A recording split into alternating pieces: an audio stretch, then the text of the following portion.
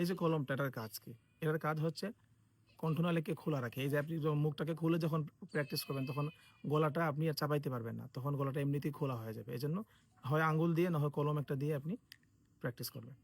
আমরা সকালবেলা স্বাভাবিকভাবে একটু লো আওয়াজে, অর্থাৎ নিচু আওয়াজে আমরা প্র্যাকটিস করব। যেহেতু ঘুম থেকে উঠে আমাদের কণ্ঠটা একটু নরমাল থাকে, একটু শক্তি কম থাকে। সেক্ষেত্রে আমরা একটু লো আওয়াজে, অর্থাৎ এইভাবে প্র্যাকটিস করতে পারি।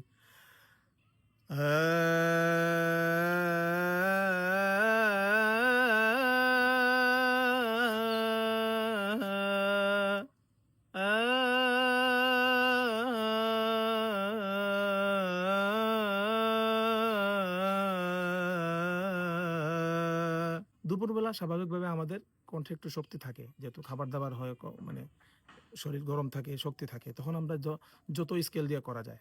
ঠিক আছে, যেহেতু আওয়াজের প্র্যাকটিস, আমরা সর্বোচ্চ আওয়াজ দিয়ে প্র্যাকটিস করবো দুপুরবেলা। ঠিক আছে, যেমন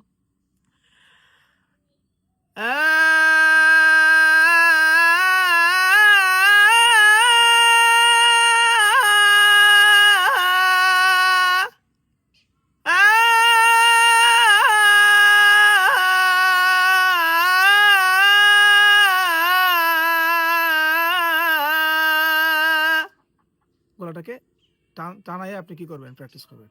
এবং রাত্রেবেলা একটু যখন নর্মাল হয়ে যায়, ঘুমের টাইমে কিন্তু আমাদের কণ্ঠটা একটু আবার একটু নরম হয়ে যায়। সেক্ষেত্রে আমরা একদম হাইও না, একদম লো না, মাঝামাঝি স্কেলে করবো। অর্থাৎ যে স্কেল আমি শুরু করেছি, যেমন